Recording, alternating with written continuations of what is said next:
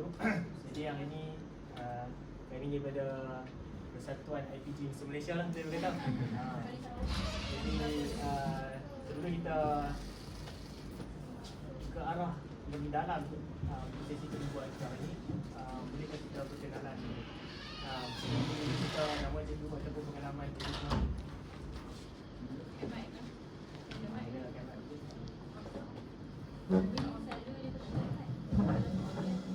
Okey, Assalamualaikum warahmatullahi wabarakatuh.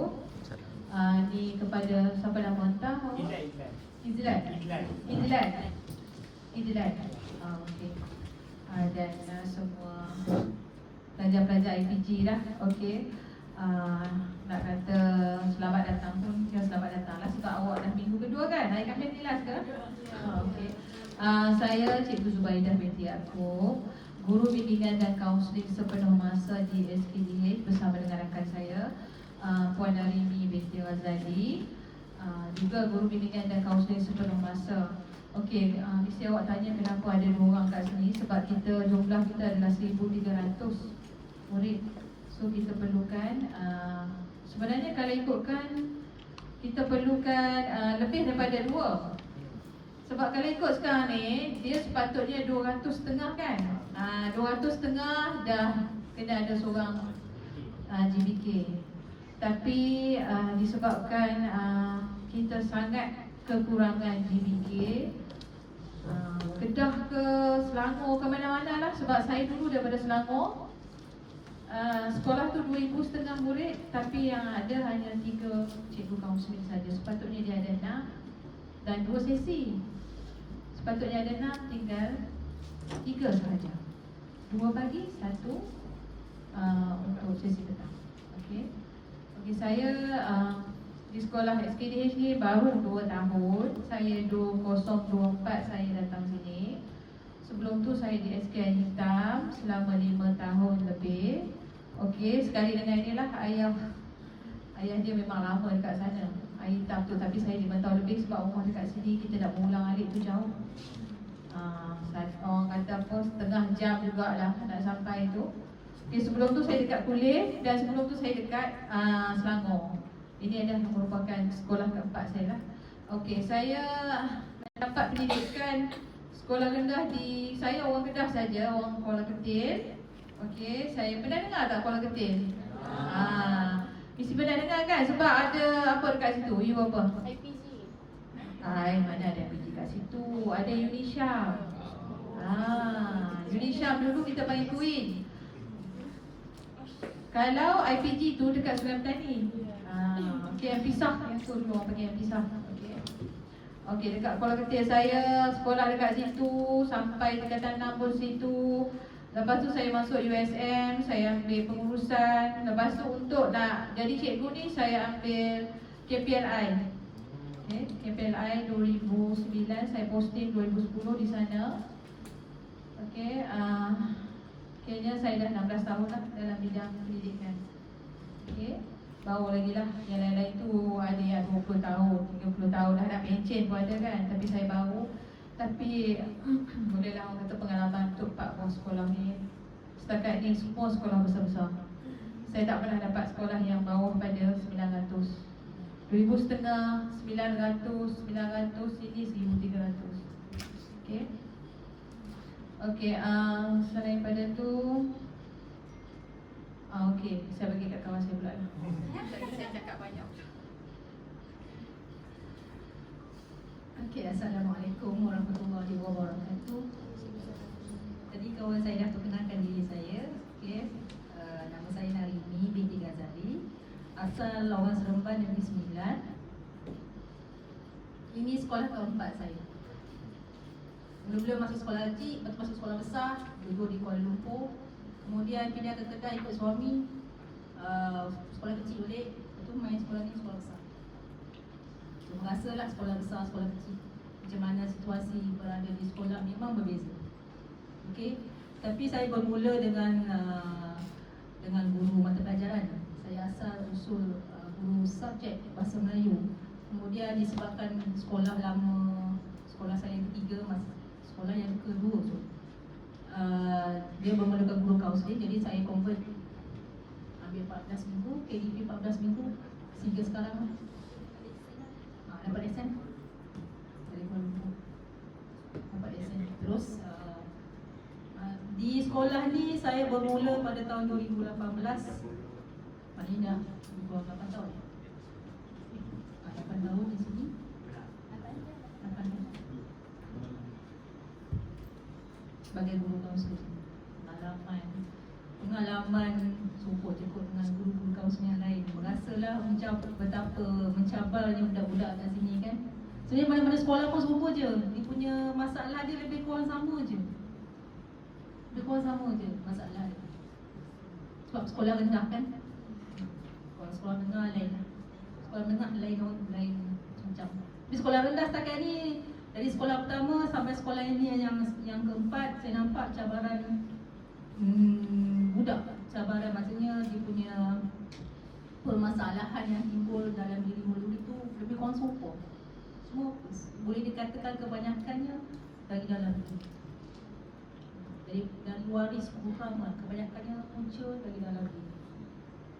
Itu je lah. Terima kasih. Okey, jadi kita pergi pada soal seterusnya. Soal jawab lah sini. Macam spektakel pula. Okey, jadi soalan yang pertama, apa isu yang spesifik lah kalau untuk sekolah ni ataupun sekolah-sekolah yang cikgu kena handle kes lah, yang cikgu rasa cikgu tak akan dapat laporkan?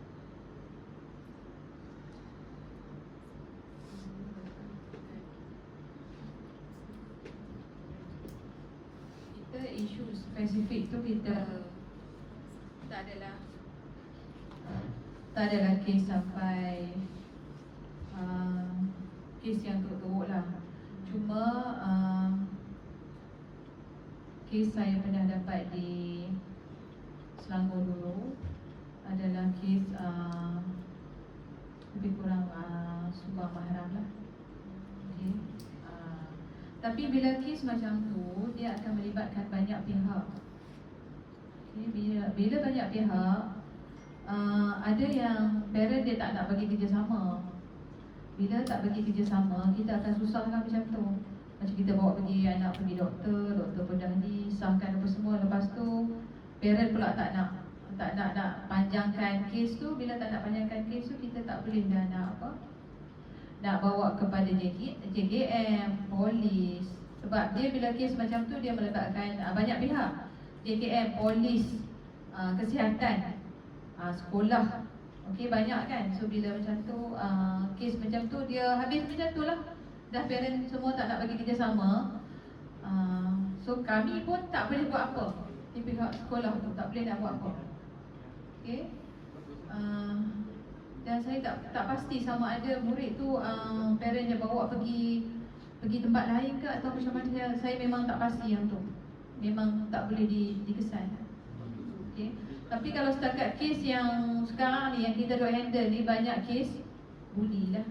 Bukan bully apa, sebab dia mula-mula tu orang kata perbuatan ni, aku ejek kau ejek aku. Okey, mula-mula tu okey. Tapi bila lama-lama dia akan menjadi satu, dia macam marah lah kan. Dia jadi macam satu, dia simpan dendam. Asal ni bergurau je. Tapi bila dia kata dekat orang tak apa, tapi bila orang kata dekat dia tak boleh. Tu ejek. Lepas tu terutama kalau yang lelaki tu dia main kasar lah kan. Main kasar. Perempuan pun sama juga. Perempuan dia suka tulis surat. Dia karang lah macam-macam tulis dalam tu kan. Tulis surat, lepas tu pas kat orang tu. Lepas tu orang tu pula balas pula. Cakap macam-macam pula kan. Yang tu lah lama-lama bergaduh. Okey, dari situ. Lepas tu sekarang ni kita berkaitan kes bully dan gangguan seksual kan. Sekarang ni dah memang kalau berlaku di sekolah kan, kita memang kena buat report kepada PPD. Dan report tersebut dia melibatkan yang 137 orang panggil report tu. Hari pertama kejadian, lepas tu hari ketiga dan hari ketujuh. Kita kena buat report, sekolah kena buat report, hantar kepada PPD. Okey, contoh kata murid tu kena bully. Okey, bully apa? Fizikal ke, bully bahasa ke, So kita kena buat report. Okey, hari pertama bila dia kena bully, siapa yang bully dia, pukul berapa. Macam polis lah kita kena buat kan, detail. Lepas tu kita kena hantar dekat PBD. Hari ketiga kita kena follow up balik. Follow up balik dengan murid tersebut, macam mana dia punya emosi semua. Lepas tu kita kena bagi tahu juga dekat PPD. Dan hari ketujuh, macam mana lagi keadaan dia. Kalau masih lagi tak settle, kena follow up lagi. Walaupun dah hari ketujuh dah habis, kita still kena follow up juga. Tengok emosi dia macam mana. Sebabnya kadang-kadang murid yang kena bully ni kan dia tak nak datang sekolah, kan nak duduk kat rumah, lepas tu duduk dalam bilik. Itu pun maksudnya emosi dia dah terganggu. Okey. Yang dekat sekolah ni biasalah, itulah yang bully. Bully pula dari segi mental, bahasa, perhubungan. Perhubungan tu macam dia ajak kawan-kawan dia jangan kawan dengan orang yang dia tak suka. Macam tadi ada orang tu sebut palau lah, apa benda tu kan. Itulah. Sekarang ni bukan setakat orang kata apa tahap 2, tahap 1 pun pandai juga. Okey, bully-bully ni. Okey, gangguan seksual setakat ni kita tak ada lagi lah kes yang tu. Kita memang tak ada lagi. Okey. Okey, saya rasa itu sajalah. Kalau setakat ni 4 buah sekolah ni masih lagi dalam orang kata kawalan lah, terkawal. Masih lagi terkawal, insya-Allah. Orang kata murid-murid pun memang kita tahu nakal, tapi masih lagi boleh dibentuk. Okey, itu saja. Mencederakan diri yang barcode dulu tu, tahu kan yang barcode tu? Dia garis-garis tu kan. Itu ada, tapi disebabkan ikut kawan. Kan dia ada yang ada satu masa tu dia ikut trend kan, dia tengok dekat YouTube ke apa benda kan. Dia buat barcode tu seolah-olah macam dia nak melepaskan apa yang dia rasa, tekanan yang dia rasa. Kononnya bila dia buat barcode tu, orang kata apa, macam melepaskan tekanan dia lah, dia release. Tapi saya pernah tegur budak di air hitam, saya kata, kenapa tak buat bagi ni je? Tulis lah bagi kena urat tu kan senang. Lepas tu dah tak berani dah sebab diorang memang ikut trend. Kawan buat, dia pun buat. Untuk apa saya kata? Kenapa nak seksa diri, nak menyakitkan diri kan? So lama-lama bila dia orang faham sebenarnya perbuatan tu salah, so dia orang berhenti lah. Okay? Itu saja daripada saya. Mungkin kawan dia nak tambah. Uniknya budak yang kelar tangan ni, saya guna pertanyaan unik kalau yang betul-betul dia kelar disebabkan tekanan yang dia hadapi. Saya pernah tanya, tak sakit ke awak kelar sampai berdarah? Tak. Dia kelar berkali-kali kan, tak dia kelar dekat lengan ke, dekat pokok dia ke, dekat bahu dia ke. Sakit? Tak sakit cikgu, sikit pun tak sakit. Tak rasa apa. Dia guna apa? Penting. Membaris yang bahagian bujur tajam tu. Antara bendanya dah pisau lipat. Sampai ada satu masa tu saya pernah dapat kawan kelas lah, punya sayang kawan kan. Bila dah tahu dah si A ni pernah terlibat dengan kelar mengelar ni, budak tu bawa apa saja, gunting ke pisau macam mana, cikgu dia report. Lepas tu dia kumpul, dia bagi kat saya. Saya tak pernah nak buat apa sampai sekarang ada dalam bilik tu. Sekali pisau macam pisau, gunting, sharpener punya bilang semua dia bagi. Tak buang lagi. Tak tahu nak buang tu. Memang tak sakit. Tu. Itulah unik. Tapi benda tu sebab cepat dibendung. So sekejap sajalah. Cikgu-cikgu, kawan-kawan semua bantu kan. Kawan-kawan mereka, cikgu-cikgu pun ambil berat, ambil dulu kata kan. Sekejap je lah benda tu. So lepas tu tak berlaku dah kelar-melar. Yang banyak berlaku yang memang susah sangat nak bendung sekarang ni, yang kami tak tahu lah macam mana nak kata apa, nak cepat bendung tu. Setakat ni yang paling makan banyak masa adalah lisan. Kau kata apa, aku kata engkau. Mula-mula agak gurauan, tapi sebenarnya benda tu, perkataan yang diluahkan tu menyakitkan hati. Yang itu. Padahal dah pagi-pagi kita ada program pagi-pagi zikir kan. zikir tu sepatutnya salah satu cara untuk kita basuh hati, kita cuci hati, bagi bersih supaya tak cakap, tak terlibat dengan benda-benda. Tapi tak. Rupanya ada sesetengah murid yang saya pernah panggil yang mana terlibat dengan kes-kes begini. Sebenarnya tak tahulah nak kata dari darjah 1. Okey, saya simpulkan macam ni lah. Contoh perkataan yang kita biasa guna untuk cuci hati ni istighfar. Astagfirullahalazim. Saya pernah suruh depan saya suruh istighfar. Sebutannya salah. Dia tak reti sebut astagfirullahalazim. Tak tersebut. Darjah 5, darjah 6 pun masih ada yang tak boleh sebut astagfirullahalazim. Itu dia. Sebab sebut salah. Dia berzikir, sebutannya salah. Itulah. Itu antara punca lah pada saya. Sebab dia tak boleh nak cuci hati. Sebab dia tak boleh nak cuci hati dia dengan cara yang betul. Okay. Jadi terpaksalah panggil seorang. Kita baca depan-depan kita, katalah okay, baca 100 kali. Depan kita 100 dia buat salah, kita betul. Lama-lama alhamdulillah.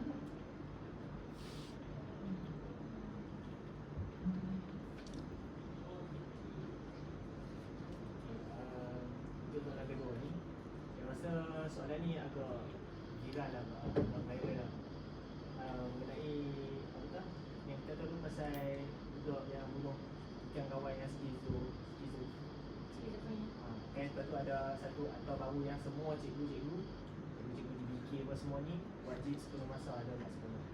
Jadi macam hari tu sesi dengan DKM, dia ada cakap yang sekolah ni ada murid yang ada minor anxiety.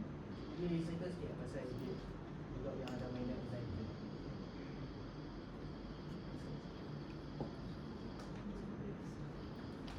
Kes yang mana? Atau yang tikam, yang murid, yang student sekolah Cina tu kan? Yang kena tikam.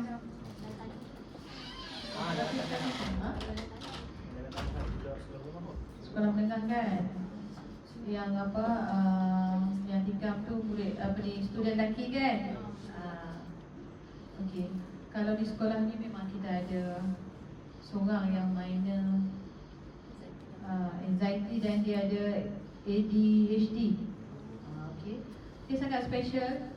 Dia memang kalau cakap BI tu sangat fluent lah. Okay. Dia cakap pun selain saya pun tak tahu Aisyah apa benda tu British kot.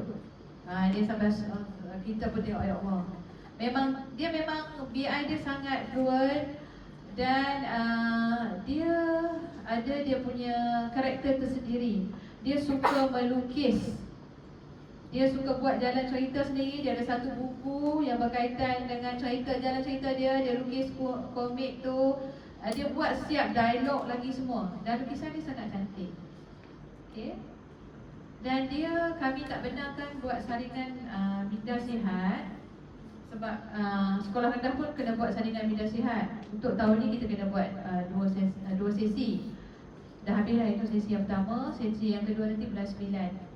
Tapi kami tak benarkan sebab kami dah tanya dengan JU. Sebab dia sendiri mengaku kalau dia jawab, dia akan jawab merah semua. Ada 4 soalan, dia akan jawab merah. Sebab memang berkaitan macam JAD 2 tu memang berkaitan dengan anxiety. So dia memang ada overthinking.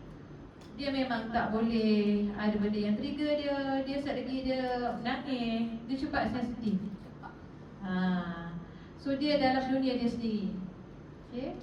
So murid tu murid tahun 6. So memang kita dah orang kata apa, mak ayah dia pun dah bawa pergi ni lah, jumpa dengan so dia kena buat terapi apa semua tu lah. Ada terapi dia sendiri. Okay. Tak, dia memang budak arus perdana. Dan dia kelas paling pandai sekali, kelas 6 bilik. Okay. Dia 6 bilik.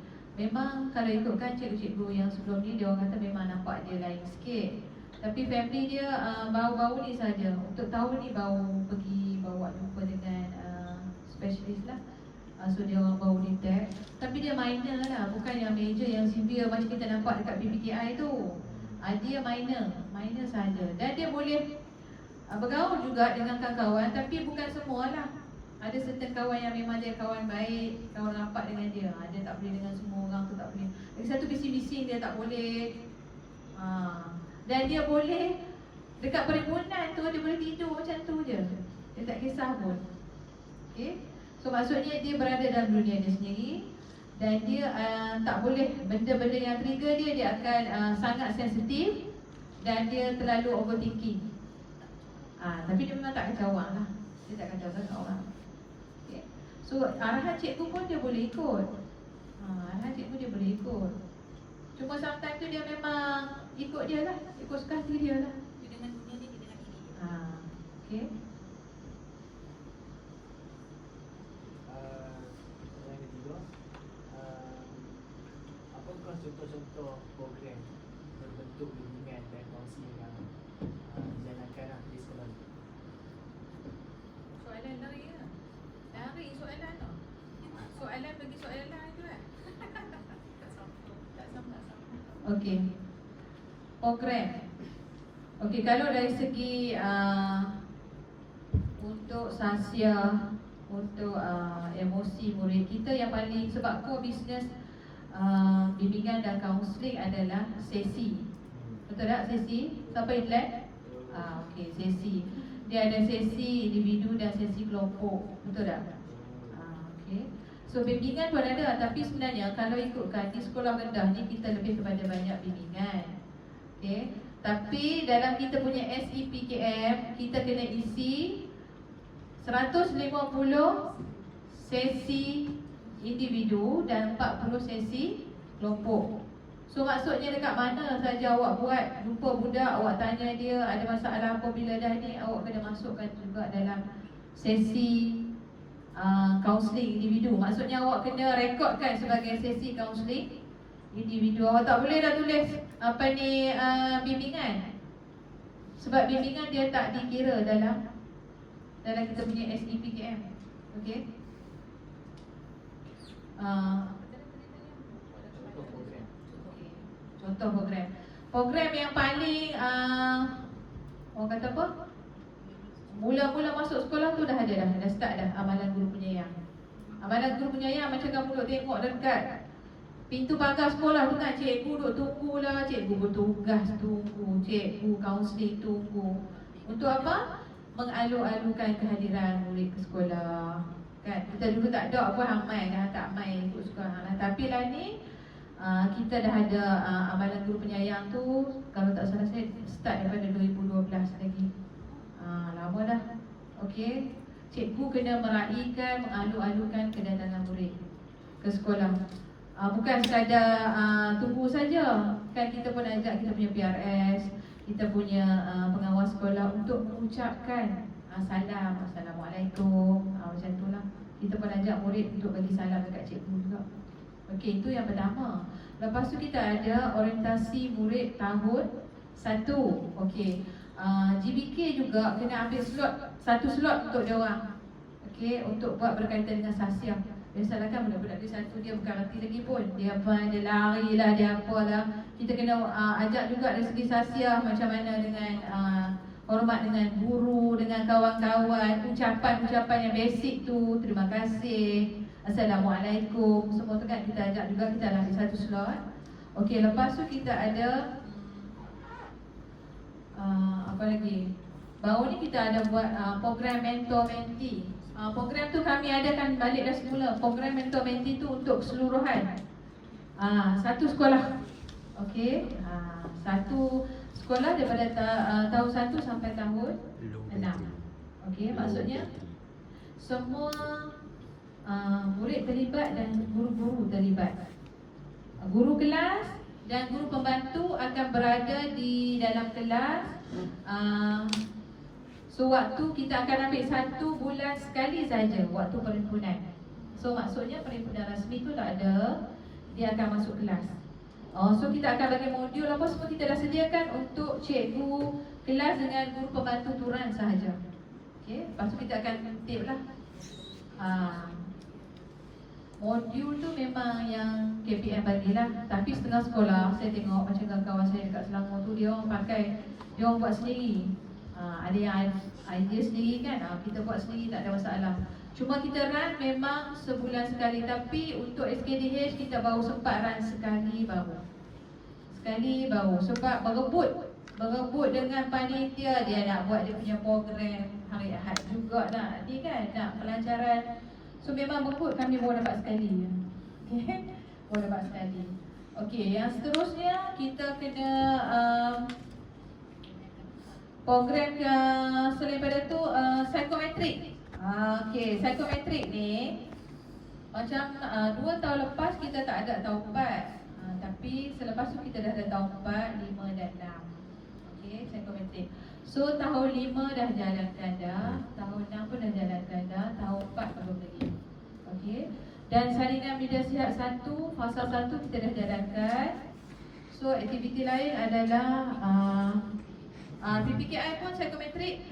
Kalau nak naik, dia orang kan kalau nak naik ke sekolah menengah, dia umur 14, dia orang maksimum dekat sini ya 14. Sebab tu dia orang dah kena naik ke sekolah menengah. Okey. Siapa yang nak ke sekolah menengah memang dia orang kena buat psikometrik pendidikan khas. Okey, nak buat psikometrik. Dia orang punya set soalan pun lain lah. Lain, tak sama. Kebanyakannya ada gambar dan cikgu dia orang kena guide. Sebab ada yang apa orang kata ikut mood dia kan. Ada yang hari dia nak buat, ada hari yang tak buat. So maksudnya kita bagi untuk psikometrik pendidikan khas ni, dia bukan 1 hari, 1 jam ke pada. Ikutlah. Kadang-kadang sampai 2 minggu. Dia ada berapa? Dia ada 3 kertas utama. Emosi, kerjaya dan IKEP tu sendiri lah. Kecerdasan pelbagai tu. Okay. So dia ada 3 set. Ikutlah cikgu dia nak buat berapa lama. Tapi paling lama pun 3 minggu je. Tapi tak boleh lama-lama sangat. Okay. Cikgu dia kena guide. Sebab dia bukan ramai sangat pun. Dia tahun ni hanya 12 orang sahaja. Ya. Yang wajib maksudnya yang memang nak naik ke sekolah menengah. Ke sekolah menengah 12 orang. Dia orang kena buat ni lah, buat psikometrik dulu. Lepas tu nanti bila permohonan tu mungkin dia sama juga dengan yang arus perdana jugalah. Sebab sekolah sebelah pun ada juga PPKI. Okay. Lepas tu sambutan hari lahir. Kalau ikutkan planning kami tu sebenarnya kami nak buat 3 bulan sekali. Tapi disebabkan terlalu banyak program kekangan masa semua, sampai bulan 6 ni pun tak boleh settle lagi.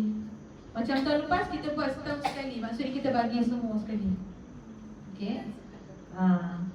Lepas tu yang paling latest ni adalah kita nak buat kursus kepimpinan yang melibatkan 4 buah sekolah.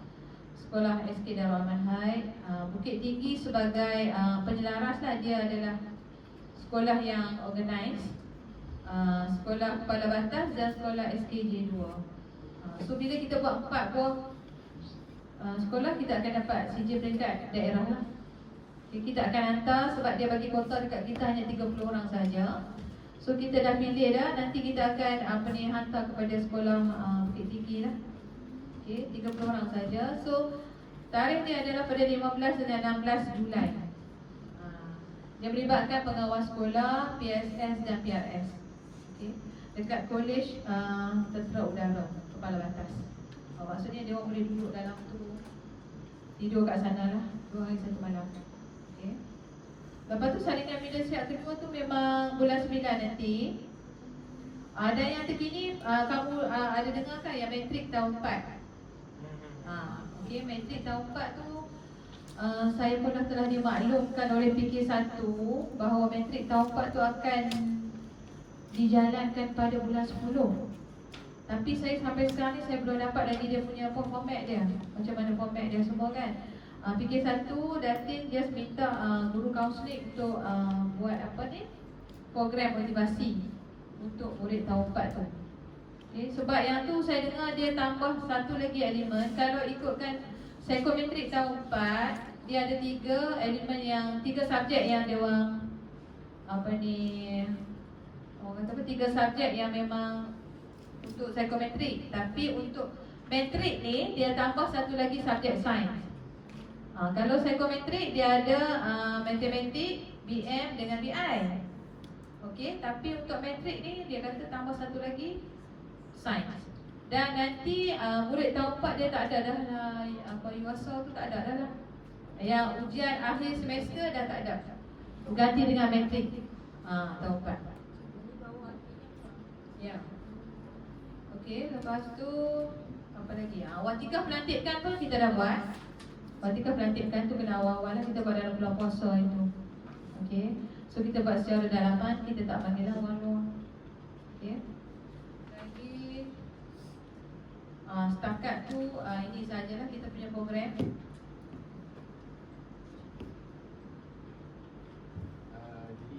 soalan terakhir kot bagi saya kot. Soalan terakhir. Ni ada dalam skrip soalan tu. Bagaimana GBK ni bantu murid yang mengalami masalah pembelajaran?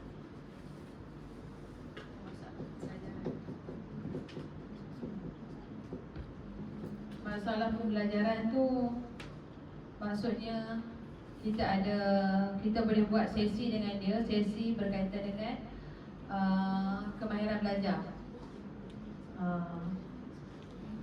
Kemahiran belajar. Lepas tu contoh kalau macam dia tak pernah buat jadual waktu, dia tak tahu nak belajar cara yang sistematik, semua kita ajarlah cara nak buat jadual waktu. Kan persediaan dekat rumah lah. Okey. Pagi lepas balik sekolah, tengah hari awak buat apa?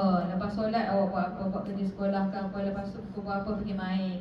Lepas tu apa benda subjek yang awak rasa subjek yang lemah, awak kena banyak sikit lebihkan masa untuk buat revision apa semua. Tapi setakat ni saya tak ada lagi lah budak yang main tanya pasal tu.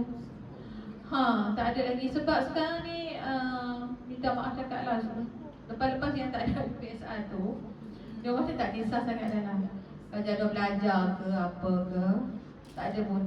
Datang sekolah hanya semata-mata, bagi pendapat saya lah, memang hanya datang untuk orang nak kawan-kawan, nak ni je kan, nak main apa semua. Nak belajar betul-betul seperti mana yang ada yang PSR sebelum ni, memang tak ada lah. Okay. Yang tu ada. Yang tu kita kena bagi macam motivasi sikit lah dekat diorang kan. Selalu bila kita masuk dalam kelas relief, saya selalu ingatkan diorang, kamu dah kena tetapkan dah matlamat kamu nak ke sekolah mana, SPP ke, MRSM ke. Kita dah beritahu dah laluan. Sebab sekarang ni untuk nak mohon sekolah khusus pun dia ada interview. Betul tak? Ada interview. Macam tahun-tahun sebelum ni orang kata apa, dia beri peluang, maksudnya kalau dia dapat MRSM, ada lagi yang dapat SPP. Untuk kali ni macam start tahun lepas, saya dah dengar kalau dia dah dapat SPP, dia tak akan dapat lagi MRSM. Sebab bagi peluang kepada orang lain. Kalau tidak dia dapat dua-dua, orang lain sepatutnya peluang yang satu lagi tu kan boleh bagi dekat orang lain. So sekarang ni saya dengar memang satu saja. Kalau dah dapat SPP, SPP saja. Kalau dapat MRSM, MRSM saja. Dia tak akan dapat dua-dua lagi dah. Maksudnya kalau dia pergi untuk balik sekolah, dia akan dapat satu je lah. Satu sajalah. Sebab sekolah khusus tu memang dia ada interview. Ada interview, lepas tu ada ujian bertulis semua kan. ni selalunya bagi contoh lah kita yang tidak program yang khas untuk orang yang nampak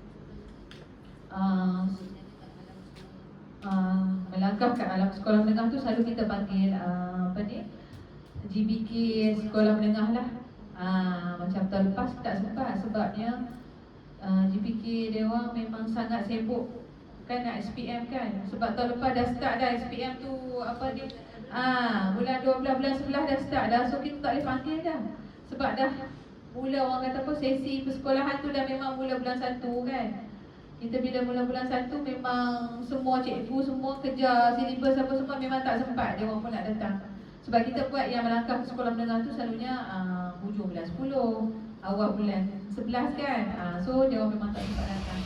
Tapi kalau kata GBK sendiri nak buat pun tak ada masalah. Tapi seperti mana yang kita tahulah, kalau murid-murid kita ni dia duduk selalu tengok muka kita dah, dia tak serius lah.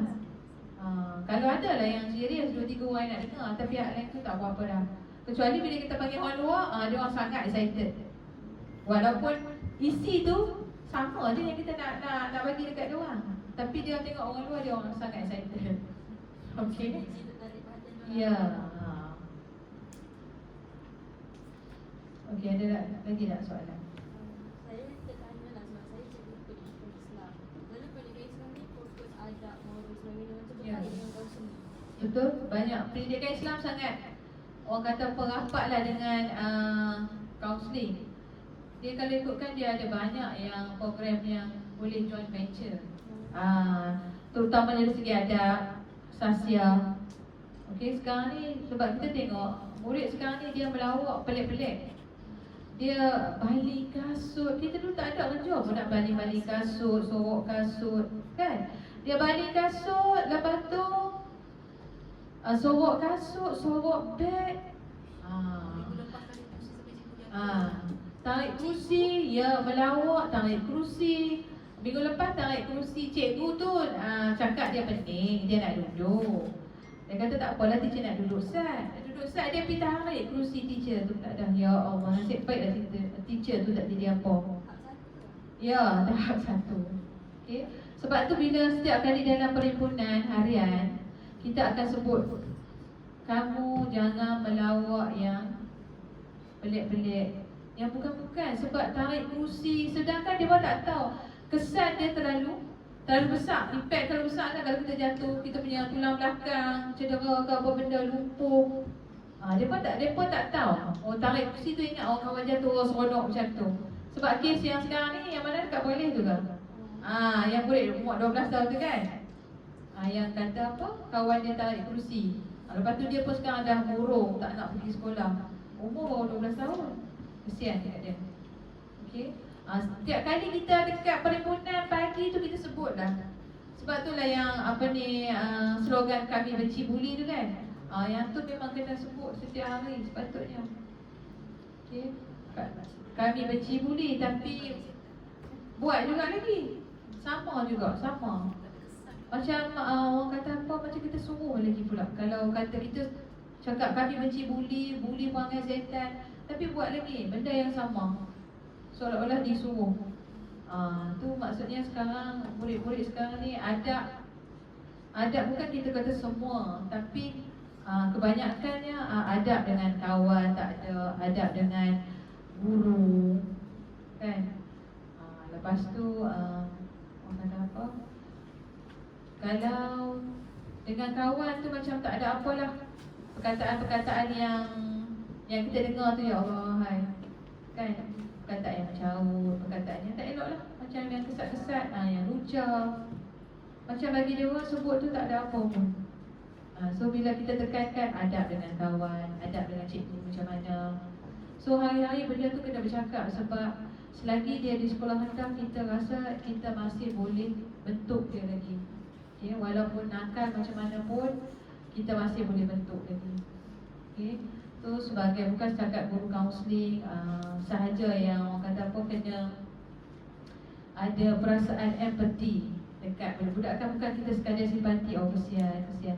Cuba kita berada di tempat dia. Mungkin kadang-kadang murid ni dia nakkan perhatian, betul tak? Kadang-kadang di rumah kita tak tahu dia macam mana. Kebanyakan yang jadi macam tu adalah yang broken family kan. Yang kadang-kadang tak broken family pun mak ayah sibuk, tak tengok dia sangat. So bila dia main sekolah, dia macam nak attention seeker kan. Dia main sekolah, dia nak biar orang semua nampak dia. Dia buatlah yang pelik-pelik sikit.